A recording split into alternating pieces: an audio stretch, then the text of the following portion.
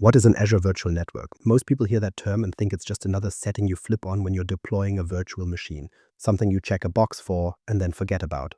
But here's the truth. An Azure Virtual Network isn't just a setting. It's the foundation of everything you build in Azure. Every virtual machine, every database, every app service, every function you deploy, they all sit inside one. And if you don't understand how they work, you're flying blind. By the end of this episode, you'll understand what a VNet actually is, how it works, and why every single resource you deploy depends on it. We'll cover what a VNet is, how IP addresses work, subnets, security, routing, and how to connect VNets together. Grab your coffee and let's dive in. What is a VNet? The private cloud network. Let's start with the simplest definition. An Azure Virtual Network, or VNet for short, is your own private network inside Azure. Think of it like a private office building. Only people you allow can get in. You control who comes through the door, who gets to which floor, and who's locked out entirely.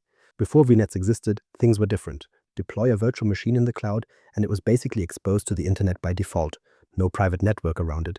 Anyone who knew the IP address could try to connect. That was a security nightmare. What changed? Azure gave you the ability to create isolated private network spaces. You define a boundary. You decide what goes inside it. Nothing outside that boundary can get in unless you explicitly allow it. One thing to know up front, your VNet lives in a specific Azure region. It's not global. Create a VNet in West Europe and that's where it stays. Resources in a different region can't just hop into it. They'd need their own VNet, or you'd need to connect them later. When you create a VNet, you define the IP address space yourself. Azure doesn't pick it for you. You decide the range of IP addresses your resources will use. That's a big responsibility, and we'll talk about how to get it right in the next section. Here's the key point. VNets are the foundation. Every virtual machine, every database, every app service, every Azure function you deploy sits inside one. Without a VNet, your resources have no private network context. They're just floating in the cloud with no boundaries, no isolation, no security. So what does this mean for you? If you're building anything in Azure, start with a VNet first, not after you've deployed your resources. Before. Your VNet is the land you're building on. You wouldn't build a house without buying the land first, right? Same idea. IP addressing and CIDR, choosing your address space. So let's dive in. When you create a VNet, the first big decision is picking an IP range. You do that using CIDR notation. CIDR is short for classless interdomain routing, but all that really means is you're saying, I need this many IP addresses. Why does this matter? Because the range you choose determines how many resources you can fit in your virtual network.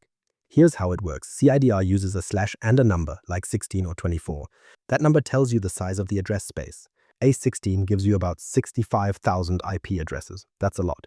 A24 gives you about 250, which is perfect for a small team or a single application tier. So when you're designing your VNet, you need to think about how many resources you'll have and how you want to group them. Now, you can't just pick any IP range. Azure follows the RFC 1918 standard, which sets aside private IP ranges for internal networks. You have three options. The 10.xxx range is the largest, giving you plenty of room to grow. The 172.16xx range is a bit smaller but still useful. And the 192.168xx range is the one you probably have at home on your router. Here's the thing, your VNet's address space cannot overlap with any other network you plan to connect to. This is a common mistake. Many people pick a range that looks familiar, only to find out later that it conflicts with their corporate network. So if your company's office network uses 10.0.012 and 16, don't use that same range in Azure. If you try to connect them later, they'll clash and traffic won't know where to go. Let me give you a concrete example. Imagine you're building a hybrid setup where Azure connects back to your on-premises data center, and your data center uses 10.0.0/16. If you create a VNet with the same range, you'll have two networks fighting over the same IPs. Think about it. Two networks using the same IP range can't communicate properly. It's like two houses with the same address. The mail gets confused. That's a problem you don't want to solve after the fact, so plan ahead and pick a unique range. And here's a planning tip. Choose a larger range than you think you need. You might think you'll only need a 24 now, but as your application grows, you'll wish you had a 16. You can't easily change it later. Once your VNet is created and you've deployed resources, changing the address space is messy. It's possible, but it's not something you want to do on a live system. So give yourself room to grow. What does this mean for you? Think of your VNet's address space like buying land. Get enough for future growth. If you think you need a small plot, buy a medium one. You'll thank yourself later. That's the key takeaway. Plan your address space with future growth in mind. Subnets. Dividing your network. So you've got your VNet and you've picked your address space. Now what? You don't just dump everything into one big pool. That's where subnets come in. Subnets are one of the fundamental building blocks of your VNet. They let you organize and secure your resources. A subnet is a smaller section of your VNet's address space. If your VNet is the building, Subnets are the individual rooms. You wouldn't put your server room, your reception desk, and your break room all in the same open space, right? Same idea here. It's a simple concept, but it makes a huge difference in how you manage your network. Different resources go in different subnets. Your web servers go in one subnet, your databases in another, and your application logic in a third. Why? Two reasons: security and organization. Let's talk about security first, because that's usually the most important. Security first. If someone breaks into your web server, you don't want them to have direct access to your database. Separate subnets create a natural barrier. The attacker would have to cross that boundary, and you can control exactly what crosses. You can also use network security groups to control traffic between subnets. That's a topic for another video, but it's worth knowing that subnets are the foundation for that security. Organization second. When everything has its place, managing it is easier. You know which subnet contains your front-end resources and which one holds your back-end data. You can apply policies and rules to the whole subnet at once instead of configuring each resource individually. That saves time and reduces errors. Now, here's a detail that catches people off guard. Azure reserves 5 IP addresses in each subnet for its own internal purposes like routing and DNS. So if you create a subnet with a 24 range giving you 256 addresses, you actually only get 251 usable ones. It's a common gotcha. You plan for 256, but you only get 251. So always add a little extra when you size your subnets. The good news is you can add subnets after creating the VNet. You're not locked into the ones you set up during creation. So if you realize you need a separate subnet for management tools or monitoring systems, add it later, no problem. But it's still better to plan them up front. Adding subnets later is possible, but you might need to move resources around, which can be disruptive. But here's the best practice. Use separate subnets for different tiers of your application from the start. Think about your application architecture. Typically, you have a front-end tier that handles user requests, a back-end tier that processes business logic, and a data tier that stores information. Each of these should have its own subnet. Don't wait until you're in production to realize you need to split things apart. That's a lot harder when resources are already deployed. What does this mean for you? Subnets are how you keep your network organized and secure. They're the rooms in your building. Plan them early and give each tier of your application its own space. That's how you keep your network clean and secure. Public versus private IPs, who can see what? Let's talk about IP addresses, because not all IP addresses are the same. When you deploy a resource inside a VNet, it gets a private IP address by default. That's the address it uses to talk to other resources inside the VNet. Think of it like an internal phone extension. Only people inside the building can reach it.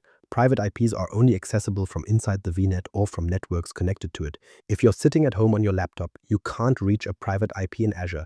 It's not on the internet, it's inside your private network.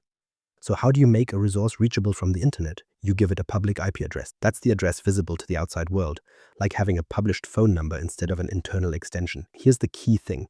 Public IPs are optional. You assign them explicitly because Azure never gives your resources a public IP unless you ask for it. That's by design. The default should be private and public should be a deliberate choice. And this is where a lot of beginners make a mistake, that they give public IPs to everything. Their web server, their database, their backend API all get one. That's a security risk. Your database doesn't need to be reachable from the internet, and neither does your backend API. Only the front-end resources that users actually interact with should have public IPs. Now, public IPs come in two flavors, static and dynamic. A static public IP stays the same, even if you stop and restart the resource. A dynamic public IP can change. If you're running a production application, you probably want static IPs so your users can always find you. If you're testing something, dynamic might be fine. You can also use something called a public IP prefix, which lets you reserve a block of addresses. Instead of creating them one at a time, you reserve a range and then assign individual addresses from that range. Useful if you know you're going to need multiple public IPs for a project. What does this mean for you? Private IPs are the safe default. They're the internal phone extension. Public IPs are a deliberate choice you make only when you need something reachable from the outside. And when you do need them, think about whether you need static or dynamic and whether a prefix makes sense. Network security groups controlling traffic. So you've got your VNet, your subnets, your IP addresses sorted out. But how do you actually control what traffic is allowed in and out? That's where network security groups come in. An NSG is the gatekeeper that controls what traffic enters and leaves your resources. Think of it as a bouncer at the door of a club, checking IDs, looking at the guest list, and turning away anyone who shouldn't be there. Every piece of traffic that tries to reach your resource has to go through this bouncer first. NSGs work with rules. Each rule says either allow or deny based on 4 things: the source IP address, the destination IP address, the port number, and the protocol. So you can say allow traffic from my office IP address on port 443 or deny all traffic from the internet on port 22. That kind of control. Now here's a powerful feature. You can attach an NSG to a subnet or directly to a single VM's network interface. If you attach it to a subnet, that NSG applies to everything inside, every VM, every database, every resource. It's a blanket policy. If you attach it to a specific VM's network interface, it only applies to that one machine. You can even do both, a subnet-level NSG for broad rules and a NIC-level NSG for exceptions. The default rules that Azure creates are pretty sensible. They allow all traffic within the VNet so your resources can talk to each other, and they deny all traffic from the internet so nothing from outside can reach your resources unless you explicitly allow it. That's a good starting point. Let me give you a common example. Say you're managing a Linux virtual machine and you need to SSH into it. You'd create an NSG rule that allows inbound traffic on port 22, but you don't want to allow SSH from everywhere. That's asking for trouble. So you restrict it to your own IP address, so only you can SSH in and everyone else gets blocked. Same idea for RDP on port 3389 for Windows machines. What does this mean for you? NSGs are your first line of defense, and the best part, they're free. There's no extra cost for using them, so there's no excuse not to set them up. Every subnet, every resource should have an NSG attached. Start with deny all and only open what you need. Route tables and routing, directing traffic. Now let's talk about routing, because once you've decided what traffic is allowed, you need to decide where it actually goes. Here's the thing, Azure automatically creates system routes for every subnet. You don't have to do anything. Think of it like a default GPS that knows the basic roads. Traffic within the VNet, traffic to peered VNets, traffic to the internet. It all just works out of the box, but sometimes the default GPS doesn't take you where you want to go. That's when you need user-defined routes, or UDRs. These let you override Azure's system routes and take control of the path traffic follows. How does it work? You create a route table, you add your custom routes, then you associate that route table with a subnet. From that point on, traffic leaving that subnet follows your rules instead of the defaults. Let me give you a concrete example. Say you want all internet traffic from your VNet to go through a firewall first. Maybe you need to inspect it, log it, block malicious sites. The default system route sends internet traffic directly out. That's not what you want, so you create a route that says any traffic going to 0.00000, which means anywhere on the internet, should go to the firewall instead. That's a user-defined route. Route tables use something called next hop. That's the destination where traffic gets sent next. You have a few options. You can send it to a virtual appliance like a firewall. You can send it to a virtual network gateway, which is how you connect to on-premises networks. You can send it directly to the internet, or you can send it to none, which basically drops the traffic. The key thing to understand is that routing is how you control the path traffic takes through your network. System routes are a good default, but they're not always right for your situation. If you need traffic to go through an inspection point or to a specific gateway, or to be blocked entirely, you need user-defined routes. What does this mean for you? Routing is how you tell traffic where to go. And you have the power to override Azure's defaults whenever you need to. Start with the system routes, understand what they do, and then add custom routes when your architecture demands it. VNet peering, connecting networks. So far we've been talking about a single VNet. One building, one private network. But what happens when you have multiple VNets? Maybe you've got one for your production environment and another for testing, or maybe you're running applications in different Azure regions. By default, these VNets are completely isolated. They can't talk to each other. They're like separate buildings with no roads between them. That's where VNet peering comes in. It lets you connect two VNets privately. And I mean privately. Traffic between peered VNets stays on the Microsoft backbone network. It never touches the public internet. That means low latency, high bandwidth, and no exposure to outside threats.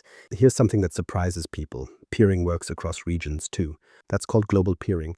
You can have a VNet in West Europe peered with a VNet in Southeast Asia, and traffic between them stays on Microsoft's private network. No VPN gateways, no public IPs, just a direct private connection. But there's a rule you absolutely cannot break. Peered VNets must have non-overlapping address spaces. If both VNets try to use the 10.0.0.016 range, they can't be peered. The IP addresses would clash, and Azure wouldn't know which network a packet belongs to.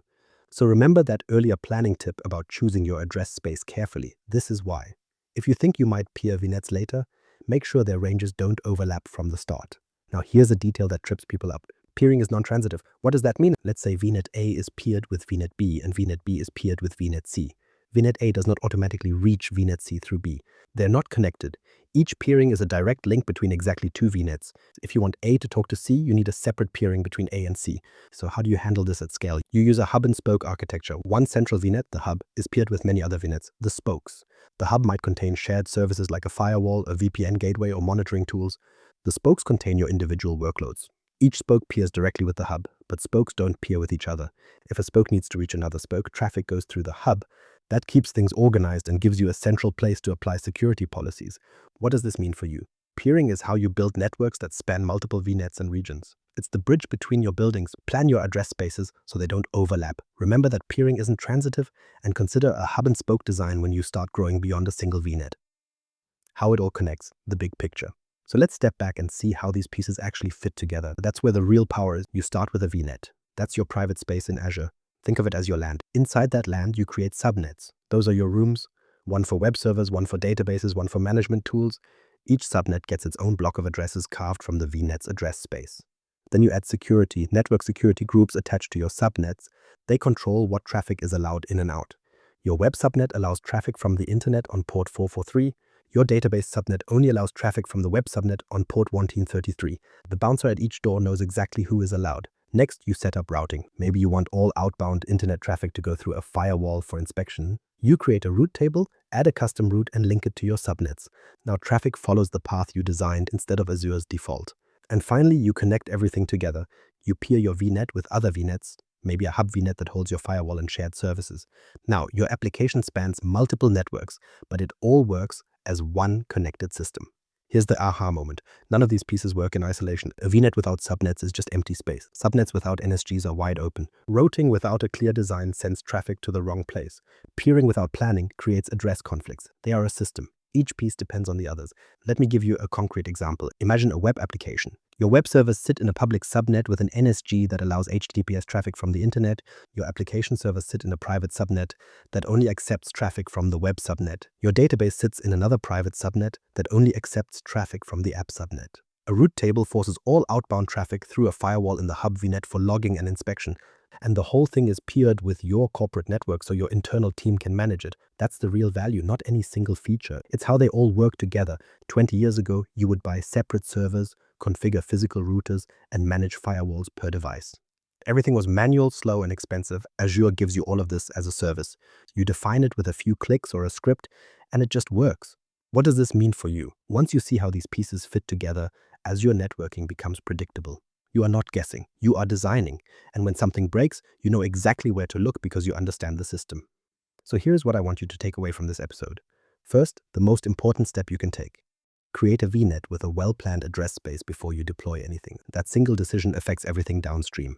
Second, use subnets to separate your application tiers. Web servers, app servers, databases, give each one its own room. And third, start with NSGs. They are free, they are powerful, and they dramatically improve your security from day one.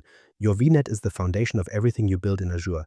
Get it right, and everything else gets easier. Get it wrong, and you will spend your whole time fighting your network. Subscribe on your favorite podcast platform, and share this with someone who is starting their Azure journey. Drop a comment if something clicked. I will see you in the next episode.